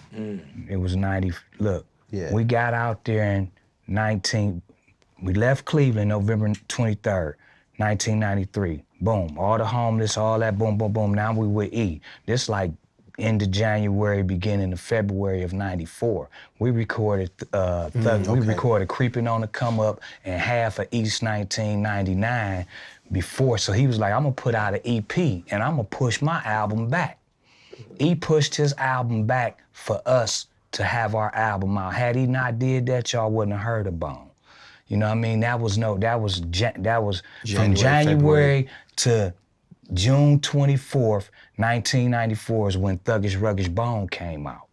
So in like a 4 or 5 month period, we did so many songs, he was ready to put our stuff out. So y'all did Creeping on the Come Up and? We It's had 1999 songs. Eternal. Yep. We had songs, and E passed in 95. So beginning of 94 to the May of 95. That's how long we had E. Damn. Did y'all know before the public knew that Eazy was sick or he was battling? Hid that shit from us 100%. And y'all around him pretty much a lot every day or a lot? Yeah, until that point, like he had stopped coming around, and we didn't have. It was to the point he stopped coming around, like we couldn't get him on the phone, and at this point we wasn't making no money in no other kind of way. Like he was our support system, so we was like, I mean, we had to call him one time. Was like we had to tell him like, look, we want to go back home to Cleveland. Like we not from here. Let us at least go home to be able to hustle and make some money if you're gonna be disappearing like this. And that's when he called us to the office one day, and he told us that I remember him pulling out that manila folder that was in the movie. Like, you know what I'm saying? He was put in the movie like, man, look, I'm making a lot of changes right now in this company. A lot of people leaving. I'm getting rid of a lot of people. You know, like talking about Jerry Heller and them, and he was like, I just need y'all to stick with me, you know, because I basically just need y'all to stick with me and ride with me. And we was like, bro, that's all you had to tell us. Right. Like, So we don't know. at the time when y'all couldn't get him on the phone or he, you know, for lack of better words, disappeared, y'all didn't know that he was dealing with HIV, AIDS, or anything like that? None of that. So we had went to New York with Eazy-E, and that's the time, because I wasn't able to go to the tunnel. I was sick. This was like the end of the year. The end of the year, 94. He take us out, they go to the tunnel. I heard they kicked it with Cube and all that. It was a big deal, you know what I'm saying? And E was kicking it, you know what I'm saying? And then from a common cold, because it was like 30 degrees, 20 degrees in New York. He outside with a Pendleton. And so it was a little cough starting to occur before he disappeared. So when he got back, he was on, you know, he was on doing his thing. You know what I mean? So, and that's when it got a little hazy for me, because we didn't see E too much after that. And we did the For the Love of Money second part of the video. He took us back to Cleveland, and in that running scene, he was doing a little coughing. But I was told that he had bronchitis. What I remember is the last I remember him is like we were finishing up Eternal. We were finishing that because Eazy-E was actually supposed to be on Mr. Bill Collector. Like he had a verse for Mr. Bill Collector and everything. And I think he was in the studio like trying to lay his verse, and like his security at the time told us he had to be rushed to the hospital because he was coughing and couldn't catch his breath. And like he went to the hospital, and then that's when we just heard he was in the hospital, but we heard nothing else after that. You know what I'm saying? But they were telling us at the same time everything was cool, but we kind of knew something was going on because when we got our first advance checks, our first advancement checks, we went to the office and there was some dude named Ron Sweetie there. And we like, where is Eazy? How come he not giving us the checks? And it was just like, it was just real weird to us. You know what I'm saying? We was like, what's going on? You know what I'm saying? And that's when we took our checks and like we moved back to Cleveland to establish ourselves. I remember being home in my new apartment at the time because I was waiting for to get a house, and I turn on the news, the MTV news at the time, and they say Eric Wright has been hospitalized with full-blown AIDS, and I'm like, that's how you found out? That's how I found out, on TV. And everybody looking at me, everybody calling me. I'm like, my girl at the time, is this true? I was like, shit, I'm supposed to know. I'm here with you. I'm like, so you didn't know? He never told you guys? No. Like, hey man, I'm dealing with HIV, I'm dealing with AIDS. So you found out MTV? MTV is how I found out. Flesh? Man, I really can't recall how I found out, but I think I found out through one of the guys and everything. But it was mind blowing. It really took me off my rocker, man. I kind of like escaped to the hood for a while. When I found out what was going on, I was I wouldn't say depressed, but I did kind of like fall into a zone where I was just like kind of like I just went there thinking like, man, you know what? They just my blessings I felt like my blessings was taken away like that. So I kind of like I went in the zone. Yeah. Layzie, you remember how you heard? Likewise,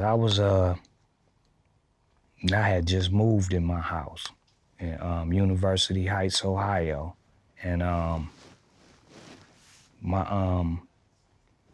my girl's brother told me that he heard it on MTV, and I'm like, I ain't paying no attention, you know what I'm saying? Like, nigga, I was just with Eazy-E, you know what I'm saying? So I ain't believe it. Cause I heard that he was HIV positive first. And then I heard the full blown, and I'm like, I felt like it's over with. You know what I mean? I'm like, damn, we just got on and now it's all over with. You know what I'm saying? That quick. So yeah, it was a blow to me. I moved back to Cleveland for about 2 years. I talked to like Cube, Dre, everybody was shocked. Being in LA, I was shocked. I wasn't as close, but I thought that, damn, I didn't hear nothing, right? But Dre, Cube, they had a chance to run up to the hospital. You guys never had a chance to even look. I remember Cube was like, he made it up there. Dre came out, was like, man, he doesn't look good, so on and so forth, he's asleep. Cube said he checked into a hotel, gave him the number to the hotel, like, hey, if anything, let me know. I want to come back and see him. Eazy passed. So y'all didn't have a chance to get none of that. No. Nope. No, nothing. Nope, not it. There wasn't nobody telling us nothing. Did y'all ever feel like, man, why he didn't tell us? Our minds go there? Not really, because, I mean, I can understand, I can understand why, but we was just like more blown away, like, you know what I'm saying? More like, just like, wow. Cause it was super weird because it was bittersweet. You know what I mean? Like, our shit blowing up. And then we get this news, so it was like, damn, we halfway celebrating, but then we mourning too. Like, damn, now this with the confusion, what we gonna do? But, like Cray said, we had done so much recording, we knew we was going on tour. we knew, you know, we knew we was the shit. Like, so we had to keep going because, excuse me, and we also had relationships at at Relativity that he plugged us up with. So that's how we met the Steve Lobels and was Cliff Cotreri and Alan Grumblack, and that's how we politicked our Mo Thugs. So once we got to politicking and Mo Thugs, we had something else to work on besides this strenuous thing that they was going, you know, Bone was while they was figuring it out whose company this was. Did y'all know y'all had to stay together? Most certainly. Oh yeah. We didn't really have any plan to not be together at all. We was like, I mean, that didn't make us say like, it didn't shake any of us to the point to where we like, we about to stop, we ain't doing this no more. You know what I'm saying? Like we was even more determined like to keep going. And it banded you guys even more so because y'all were brothers, right? Absolutely. The question was not what I'ma do, it was like, man, what we gonna do? Yeah, definitely. And you know what I mean? And we put our heads together. You know what I mean? So, and that's what people don't understand about Bone. Like we all play a respective role in what we do. What I don't got, he got, or he got, or he got it, he got it. And we understood that because we was each other's fathers, we was each other's brothers, we was each other's everything. You know what I mean? Like we didn't start really going this way until the children and stuff start coming and we had these different responsibilities. But through the beginning of the making stages, man, we was tight as a fist. You know what's crazy, man? Just hearing y'all talk about it, it's like we were in the trunk. We were in the, you know what I'm saying? Like, those are years, and whatever happens, you always got those things where you can say, like, nah, man, you know, that's my brother. No matter whatever's going on, that's my brother. That's my brother. Who came with the concept of we gotta do Crossroads? Well, Craig came with the concept. He found this beat. It was a video game beat that he brought to the table. What was that? Yeah, it was on Mortal Kombat. It was a beat from Mortal Kombat. We actually got the song Eternal and Crossroads from Mortal Kombat. You know what I'm saying? And like me and Bizzy was playing it one day. Like we used to stay up all night, like playing like Super Mario Brothers and all those games. Like, but we was playing Mortal Kombat one day in the beat, and I was like, yo, this beat is dope. We gotta use it.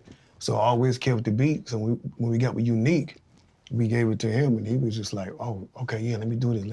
And that was like, the first Crossroads. Yeah. Oh, yeah. We had two Crossroads. And that one we just did for our homie, Wally, that passed away. Wally, Boo, Terry, for the homies that passed. Yeah. And then he passed. So y'all already had a Crossroads. Not even thinking Easy is a part of. Yeah, no. So when he died, you know, we got the idea to remix it, cause you know, like a lot of our people was down. Like my cousin was murdered, Lay lost his unborn. You know, Wishbone's Uncle Charles was murdered. Cousin Wally. Yeah, our dude Wally, you know, and one of our other little homies was murdered as well. It's like, and this was all while we was on on the road. This stuff was happening. Like while we was blowing up, a lot of our people was dying. So we was like, yo, we need to do a remix and just pay homage to all of them. And like we went in there and just, when we heard the beat with Unique, we just went in there like just went in. Was that a hard record to record because you knew why you were recording it? Yeah, definitely. We didn't do it, like, we wasn't trying to win no awards. We wasn't thinking about how big it was gonna be. Like we was just in there like, we owe this to them. Yep. And the original Crossroads, so East 1999 came out, right? Eternal came out, and the original was on the album, right? So when E passed, it was like, we got to do a remix for us, but instead of putting out the single, we took the old one off the next order of the East 1999s and put the new one on there, and that motherfucker went just like that. Yep. Man, was it MTV when y'all did the live performance? That was with the carriages and stuff. Yeah. Yeah, and it's crazy because you still see that image of like the white, what that felt like. And we're watching it, and I have a connection with Easy as well. You know what I'm saying? But the world, the way that y'all celebrated, and when you said we had to do this for them, that's the difference between we had to do it for him. Because it was paying respect to everyone that y'all just named. And that was a song, bro, that is such a beautiful song in life, and it's such a beautiful song in death. Right. And by that I mean, there's times when, you know, we lose people and we'll play Crossroads. You know, that's like damn near how 50 changed the birthday in the club. That's just one of those songs, bro, you can't run away from how beautiful that song is and how beautifully it was created. And the reasons behind the creation. The moments of having Tupac, the moment of having Biggie, the moment of having Eazy-E, you know, like those moments of celebrating people in life.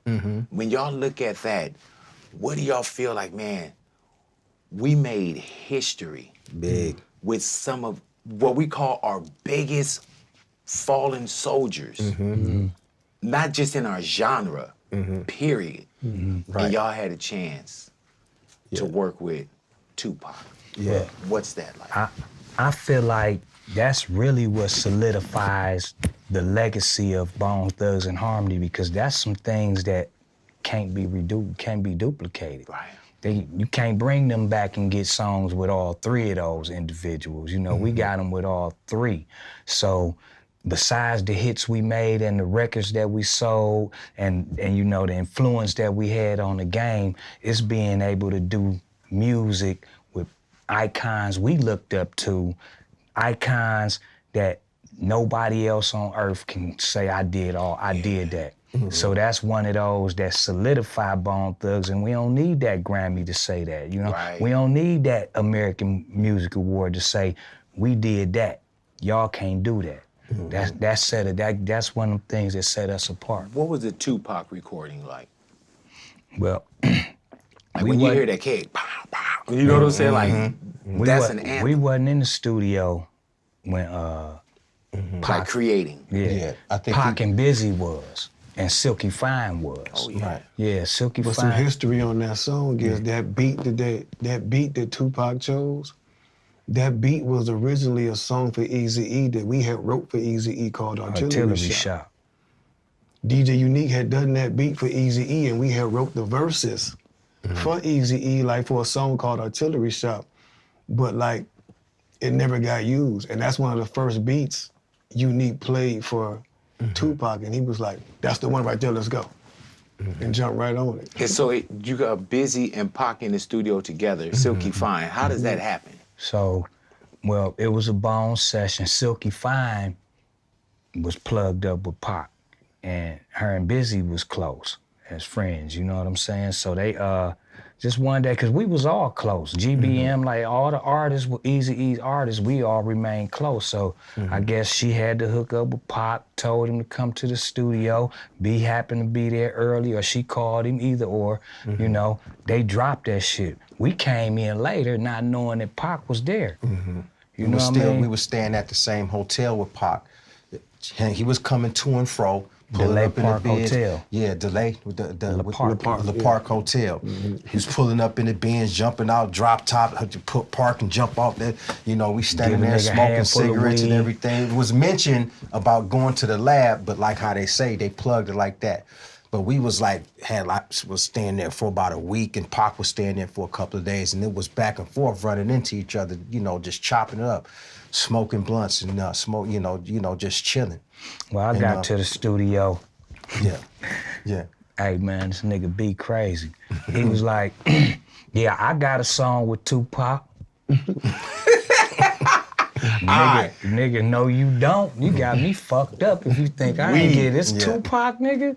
Yeah. I had a Nefertiti in my nose trying to be like Tupac when, you know, hey man, like, and then but we all was like, nah, but Ruthless, they knew what it was. They was like, you know, that's a group. That's a group song. You know what I'm saying? So, but we had energy with Pac and synergy from staying at the hotel, like Big Bro was saying. So the vibe was alive, and Pac was already on the One Thug Nation and all that type of stuff. So it was all finna come together anyway. What about Biggie? Now that session was crazy. Yeah, that session We was was off all the there. hook. You had the Lil C's up in there. You Puff, had everybody. Puffy up in there. Junior It was Mafia, we crazy, had Junior. Junior Mafia, we had Mo Thug up in there. Like, it was Yeah, it just, was about 30 deep up in Oh, there. yeah, You we was couldn't deep in even there. see from here to there. It was so cloudy up in there. It was smoke. The Hennessy was pouring. Oh, man, it was Did y'all crazy. create right there in the studio? But what Stevie happened J. at first? What happened at first is, Oh, you know, God. when we went there, you know, Big had the weed and the liquor. We indulged. We passed out right in the studio. I fell asleep in the limo. Passed out right in the studio. Then, like when we woke up, you know what I'm saying, jumped up, went and laid the parts down, and Big was sitting there like, yo. He was like, he sat there for a while. Then he was like, yo. Did y'all record y'all parts before Big? Yeah. He just sat there and like listened to us. Like he sat like right at the Soaking At it the in. console, didn't move the whole time. just watched listening, us like do our listening shit. to us, like, damn, these niggas just went in, knocked that shit out after being asleep. What the hell? Then he was like, he told Puffy, he was like, man, I'm gonna take this back home. So we didn't actually hear his verse or the song until he had passed away already. It was crazy, Yeah. yeah. Whoa. We ain't know what Big did, man. We laid our Yeah. shit down, and then a couple months later, Yeah. So y'all never got a chance to say, man, we heard it. You did that. No, Never. no, he was. that's Never. why it was so much of an honor for us, because we like, he did that like that. He did the bone Yeah, cadence. he did that. Like, Yeah. and that's another reason why we was solidified. Cause up in New York, I guess we was still on Oriental shit to them. They wasn't fucking with us like that. And then when Big did that, that's when New York was like, okay, Yep, open arms. boned in. What did y'all feel? Did y'all hear it collectively together? Or did y'all hear it like, oh, I heard, did you hear it yet? Like, what was the first time? Yeah, no, I think I heard it because I went to go buy the album. I went to go buy the album. Like, No. Yeah. Are you motherfucking serious? yeah, no, man, but I used to buy everybody album back then. You know what I'm saying? Like, so I went to the store and bought it, put it in. I was like, I had a black Tahoe truck. I'm like, yo, I'm about to bump this. And it was crazy. I was like, yo, this nigga killed it. I was Smashed it. like, this nigga killed it. Like, So the first time you heard, and so you hearing it the first time, you hearing that, it's Bone and Biggie? Yeah. That, like the first time First when time. you bought yeah. the album. Yeah. We didn't have a demo tape to learn our parts or none of that. We went in there, dropped that shit that day. He took it home, was supposed to come back with it. He passed away, and we heard it. You know what I'm saying? And I that's was thinking, yeah, because the album went live. The Life After Death album dropped, and nobody heard nothing yet. So the album actually dropped, and that's when everybody got a glimpse of what he did on it. Not only Man, that glimpse, whole Armed and Dangerous. Notoria. You already had all that? Yeah. yeah. Because when we was sitting where we said we Hennessy and chronic weed. You know what I mean? So we Bone and Biggie, and Cray coming, we gon' drop the part, we gon' rock the part. So it was a vibe. That chorus line was a whole They vibe. doing that, let's ride, let's ride, Ride, let's ride, let's ride, get high. Yeah. So that whole vibe. God, That shit, yeah. man. Yep. And y'all didn't hear it till after he passed. So that's got to bring up like some, Yeah. here we go Yeah. again. Oh, yeah. Definitely. It's like, wow. Appreciation. Man, Pun 2? Pun 2. Yeah, yeah. Yeah, Pun 2. Pun was on Flesh Man, that first. boy- That was his debut. That's that partner debut on partner too, though. That Def Jam, man, you know, this and that, and that's another whole situation there with Def Jam. But yeah, Pun, man, came in there. Fat Joe brought him in there, meeting him for the first time. Yo, this my cousin, this my brother, you know. And me and Fat Joe, we in there just writing to the track, just working, just bouncing ideas off. And then Pun sitting there and said, I got a hook. He spit the hook. And I was like, man, shit, nigga, you gotta drop that. So this is Big Pun's debut release on The No Mercy track on the the True Humble United Gathering Soul Flesh and Bone solo album, the No Mercy song was Big Pun's debut release, bro. And he smashed that shit, man. Are And it was y'all together? undeniable. Are you watching this? I'm watching this shit. I'm watching him like take 10 minutes. Me and Fat Joe, we bouncing shit off the like, okay, what the fuck we gonna talk about? Big Pun said, this is what we gonna talk about. I'm like, okay. And that motherfucker, bro. That's why it's so important for us to continue to speak on legends too, man. Because that brother lyrically, and he was a delivery. beast. Was a beast. In the middle of little Italy, That boy was a monster, bro. And he was dope. It was a cold situation. We knew man. him, like we knew him before the world knew him. You know what I'm saying? Like, and when I recorded my Thug Mentality album, him and Joe was in the studio, was in a lot of those sessions. You know what I'm saying? I was able to get a song with him on my album, but he was in a lot of those sessions. And this was the time, you know, it was really getting. You can tell his weight was becoming a problem because he sat down and did the whole verse. Yeah. But he still came up. He spit like he spit the verse, and it was crazy. You know what I'm saying? Like so. We was in Fat Joe's first video. So was. You know what I mean? So we Jealous was One's Envy? Yeah, Jealous One's Envy. We was because we was was label mates at Relativity. Dressed up like the Mafia. So when we plugged up with them, it was like, and then we was really tight. And shout out to the whole Terror Squad crew, man, because Terror Squad and Bone Thugs was like we was terrorizing shit whenever we got together, Joe bro. Before I got into radio, just on other shit. That's what's up. You know what I'm saying? Like Joe, that's my partner, man. Like I'm talking about, man, he'd come to town, we jump in my Cadillac and hit corners before I got into radio. You know what I'm saying? So that's always been my brother. To this day, we celebrate. You know what I'm saying? And we will continue to celebrate. And I love seeing longevity, bro. I'm all day with new and fucking with what's going on. Yeah. But I love to stay in power. Yeah. And I love to see people still here doing what we love.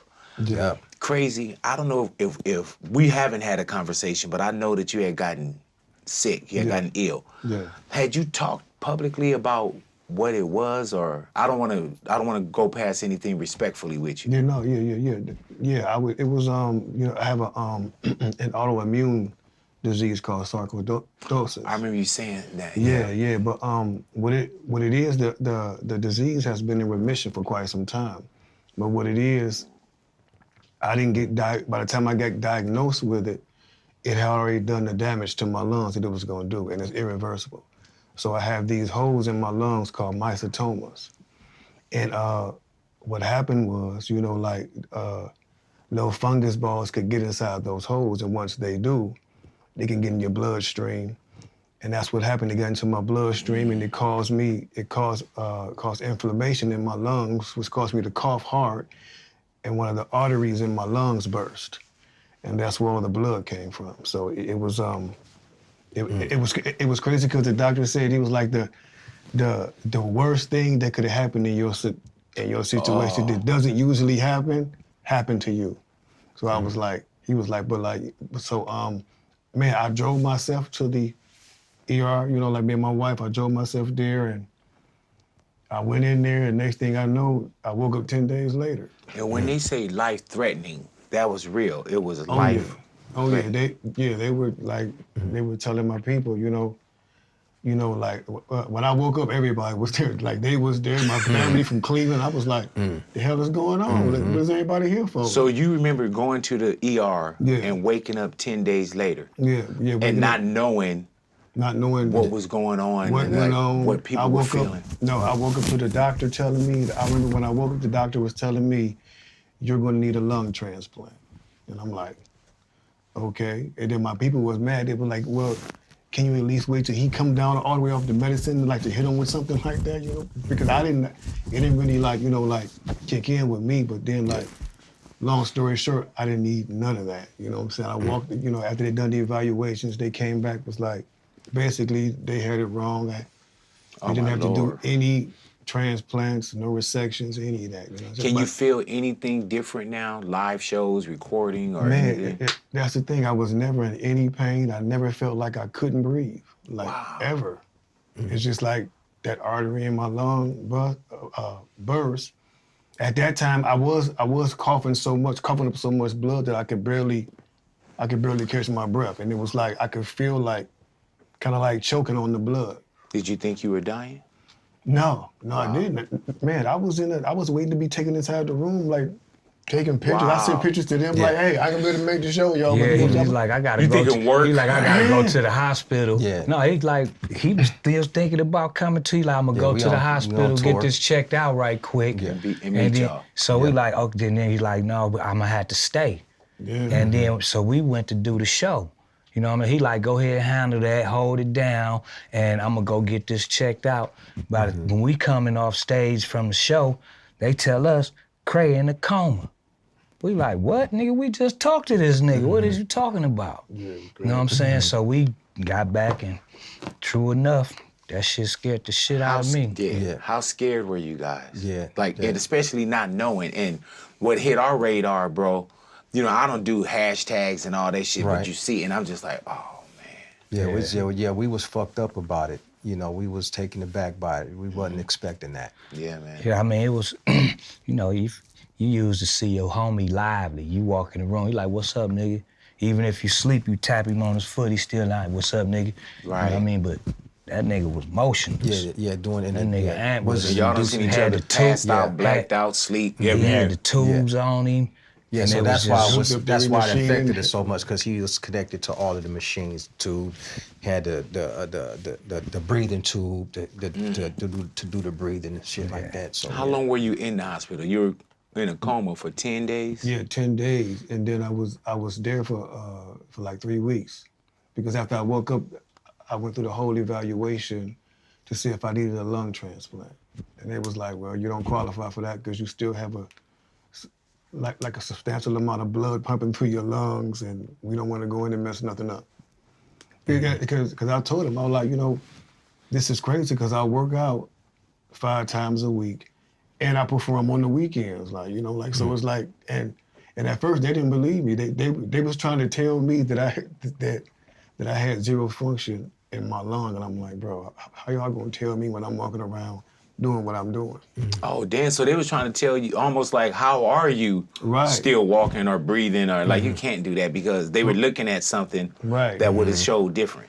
And my primary doctor had to step in, like, wait a minute, like, this is my patient. I just saw him. He just did a breathing test, and it was his best that he's done since I've been with him. This has to be something else. And it was, you know, like once they did all the tests, they was like, oh yeah, your doctor was right. You don't need any lung transplant. And I was stressed out like to the day, like the day before I left out of there, because up until that time, they had me going through all this stuff, telling me like, and then the odds for the lung transplants, I'm like, I'm thinking y'all telling me it's gonna be another extra 30, 40, y'all talking about 10, 15 years. I'm like, what? I'm like, wait a minute. Like, crazy, yeah. And you know, it's like, but on the last day they came and was like, we don't think you need none of that. We're just gonna put you on some medication. We think this medication will prevent what happened to you. But you have to be on this medication for the rest of your life. You're like, hey, I can do that. Yeah. Hell They yeah, were faithfully. Like, no, you can't drink, and like a few beers, I'm like, I'm cool. I was given life again, I'm cool. Man. A whole new slate. Right. We hear a lot of top 5s, right? I'm gonna ask you y'all top 5. And I usually don't answer top 5s, you know, but close to you. Crazy top 5 Bone Thugs and Harmony songs. I would say First of the Month, Family Tree, Change the World, Shoot 'Em Up, and let me see which one. It's hard, huh? Ready for War off of Art of War. They ain't even Flesh. Oh man, Top 5 Bone. That's almost virtually impossible. Yeah, that's all I might as well just say, which is just equally as hard. Like, man, name which 5 kids Wow, you so know. I know your favorite 5, your favorite son. That's just impossible. No, but it definitely got the first of the Hey man, month. look, Layzie over here like, man, I'm glad it didn't come to me first. Definitely first of the month is definitely on the top 5. Everything 100 with Ty Dolla $ign. Oh my Lord. You know what? It's another record that's on unified. The World's Enemy is called Facts Don't Lie. It's a straight banger. Definitely the one with E. For the Love of Money and Crossroads. Oh, God. Layzie, top 5 Bone Thugs in Harmony. Y'all gonna get in the car like, when you get in the car, you gonna be like, damn, I could've. Yeah. No, they not stealing. You can I'm double up. already thinking about what I said. No, like other but ones. for real, mine's is like Everyday Thing. I love that song. Yolanda Adams, the one from Order My Steps with Yolanda Adams. I forgot about that. I Tried. Akon. Of course, Crossroads. And Don't Worry. I forgot Don't which Worry, album that's on. That was on Resurrection. Yeah, Don't Worry. Like I play Don't Worry every time I worry. It's like for you, huh? I can't worry about that. But it's so much. There's so many records. Yeah, bro. though. Like, It's- that's what I was saying. Y'all gonna yeah. get in the car and be like, oh, I could've said. I could've said. You talk about almost 500, 1,000 songs. The catalog is crazy, man. Yeah, man. Do y'all ever forget, like you forgot what album, do y'all ever forget, you got your songs that you do live, Right. but have you guys played something you like, oh shit, I remember that? Like, because it didn't register or something, or you forgot that y'all Sometimes made it. you gotta sit and there especially as solo artists. Yeah. Like as solo artists too, bro. Like, Definitely. and I'm not even just talking about the Riding Dirty, like the collab. I'm talking about like solo projects. Yeah. Like it was at one point, ladies, you were releasing what, like one every 2 days? Man, I was, It's like that, yeah. I was And the hungry. thing about it, y'all don't do In the Place to Be viciously raps. Like, you know, it's me in the place to be vicious. You know what I'm saying? Yeah. Y'all do intricate shit that I'm just like, and I'm like, man, these motherfuckers putting 1,000 words into this shit. Real. Oh, yeah. Oh, yeah. Man, let me tell y'all, bro, it is really a Right. pleasure sitting down with y'all. No, the pleasure's And ours, big happy bro. We appreciate 30-year anniversary. You too, sir. I would take that, man. bro. Yeah. Likewise. This Yes, is indeed. crazy, But who man. would have thought? Who would have thought? Come on. 30 years later, Come on, our man. first interviewer Come on. was gonna interview us Yep. for our first 30-year anniversary. Dude, interview. you can't write this, man. No, man. You Definitely can't write this, bro. Man. And what's wild about it, they ain't even seen it yet. No, they From ain't. all of us. You know, And there's no expiration date on the great. Cause God wrote it. Yeah, bro. so we did Story talk already about written. the Grammys and the NWA Lifetime situation, Achievement the Lifetime Oh, yeah, Achievement bro. Award. So that was another milestone with doing being our 30 years. and you know, as a part of our 30th anniversary, to be invited. You know, because Harvey over there, the CEO of the Recording Academy, when they do that Lifetime, the honoree segment of the Grammys, they do it to where only Harvey is the one that's presenting, giving Got everybody they awards, and they allowed us. They went outside the box and say Bone Thugs and Harmony can come in and be the ones that present NWA with their Lifetime Achievement and Awards, and man, we felt That was big. That's that got to was- be crazy yeah, too, big. because y'all were on the block doo-wopping and doing certain and listening to these dudes. We And was then the at dope some man. point, you become not just from fans, you become peers, and peers. comrades. And then you go and hand them. They Lifetime Achievements. You can't make it up, man. The story make it already written. We just playing our roles. Man. We want the Grammy, the Emmy, the Oscar. And we y'all want said, all of man, it. the conversation we had, y'all set up for it. set up. Yeah. Like Yeah, y'all definitely. set up for it, man, because Yeah. you guys have paid so much tuition into the school of experience. And y'all have been so good to us. And I'm telling y'all made my career way easier. And the reason why I say is if y'all made a song that was 3.5, 4 minutes, all I had to do was play that song and I win. Like Right. that. You know what I'm saying? That's crazy. So y'all Wow. you fill up the gaps. I ain't gotta say shit. Play this fucking record. Exactly. You know, and I know we haven't seen the best yet, and that's not just me saying And that that's because we what's up. here. That's what's up. Man, Yeah, indeed. Lay, Appreciate you, bro. Appreciate I love you, big bro. Love you For too, real, man. Great, man. And God bless y'all, man. Yeah. And Thank you, brother. we'll do it Likewise. again. God willing, we'll do it Indeed. again, Oh, we man. got- Absolutely. we Shout got out things to to Wish, do. Yeah, we got Bizzy, shit- we got shit to anybody do. We else? got Because shit to y'all, I talk know, about. even when we go with Mo, there's some people that you probably like, man. Yeah, Everybody. exactly. I'm just gonna say Harmony House, Mighty Mo Thug. Y'all continue to follow us because we got children that's coming, that's doing what we doing. We got them careers, and we got new projects coming out for ourselves with group wise, with Watts homies, with Cleveland homies. Man, we working and we having fun.